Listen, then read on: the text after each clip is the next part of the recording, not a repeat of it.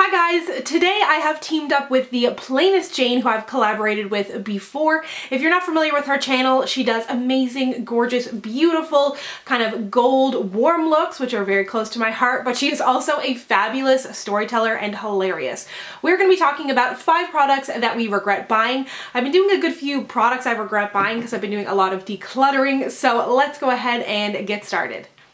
The first product I'm going to talk about is a single eyeshadow from MAC. I've got it all here in a MAC palette. This one is in the shade Deep Damson. For the most part, these are actually all Makeup Geek shadows, except for these 3 here. Deep Damson was just really disappointing to me. It doesn't feel as smooth as my other MAC shadows. It feels really dry. I'm not sure if it's because it's got like a really fine micro shimmer running through it. That doesn't really show up on your eyes, but when you have such a deep plummy shade, you want this to be really pigmented and really blendable because you're gonna look like you've got a black eye.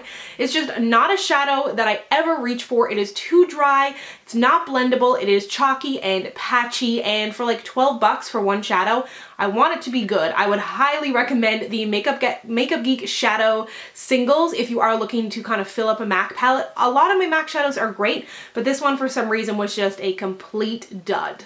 The next product I regret buying is something I've actually done a full review on, so I will link to that up here. This is the e.l.f. Acne Fighting Foundation, and I hate to say that I didn't really like this because Emily Noel brought this up in a video recently, and to me, she is kind of like the beauty encyclopedia, just like non-biased, completely like just knows everything about everything when it comes to makeup, and she loves this. And it's not that this is a bad foundation, it just does not work for me. I have extremely oily skin, so as you'll see in my review, throughout the day I get oilier and oilier and oilier, which disappoints me because I expected it to be more matte, because a lot of the time with acne comes oil. That being said, if you have dry or normal skin, even combo, this could work for you. It's got ingredients in it like salicylic acid, witch hazel, and tea tree that are going to help kind of combat acne, and it's got really good coverage, and it still has good lasting power. Even though I did get really oily throughout the day, it didn't kind of like patch off my skin. It just allowed a lot of oil to seep through. So it's not that it's a bad product, it just doesn't work for me. It is a good price, but if you have oily skin, I would suggest you stay away from it. Moving on to another product from MAC. This I actually bought a really long time ago, and I just kind of had it put away in a bin for a back to MAC, but it is their brow set in the shade Show Off. It is really pigmented and it has really good hold, but the problem is, first of all, the shade is just super red, and I've got dark eyebrows and it really lightens up my brows. So if you are looking for something, if you've got kind of like a deeper auburn hair, this could really work for you because it has that color in it, but it also has a shimmer running through it. I don't know why people put shimmer in brow products. Maybe I missed the boat on that, missed the memo that like shimmery brows are a good thing, but to me, I do not want that. So again, I would not recommend this. I don't really like it. I don't see why anybody else would like it, but of course, you know, to each their own. But this, I was really disappointed, and where I live, there is no MAC, so it's not like I could just easily return it, so it just kind of sits in my back to MAC bin haunting me. Up next is a product from Essence. They actually sent this to me back during the summer when I did my summer festival music video, music festival Get Ready With Me. I wish I was in a music video.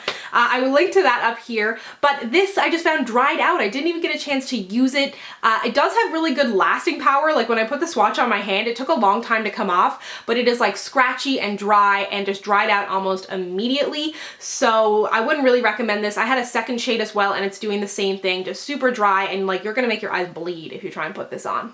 The last product I don't even want to mention. I've done 2 products I regret buying, and I've avoided putting this in just because it makes me sad and it's so expensive. It is the Dior Shimmer Powder in Diamond Rose. My logic behind purchasing this one over Amber Rose was, if I'm gonna spend like, you know, 50 or whatever bucks on a highlighter, maybe it should be something that I don't have in my collection, something really unique, and that makes sense. But at the same time, it probably would have been more economical and reasonable to purchase something that I know I'm gonna love and use on a daily basis, as opposed to like going way out of my comfort zone and spending big bucks on something that I know I'm not gonna use all the time.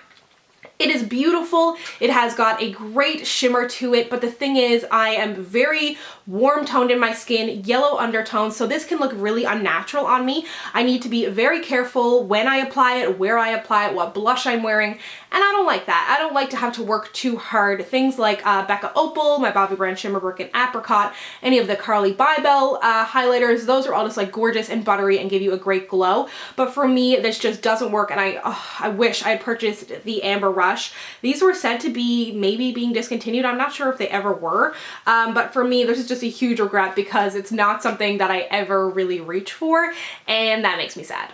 So those are all of the products I regret buying. Make sure to go check out the Plainest Jane's video. I will link to her down below and see what she is regretting. As I always say in these videos, I don't like to give a big, huge disclaimer, but you know, they just didn't work for me. They could easily be your favorite products, and that's great. More for you because I won't be repurchasing them. Thank you so much for watching. If you'd like to connect with me, you can find me on Instagram and Twitter at SamanthaJaneYT, and I'll see you guys next time. Bye!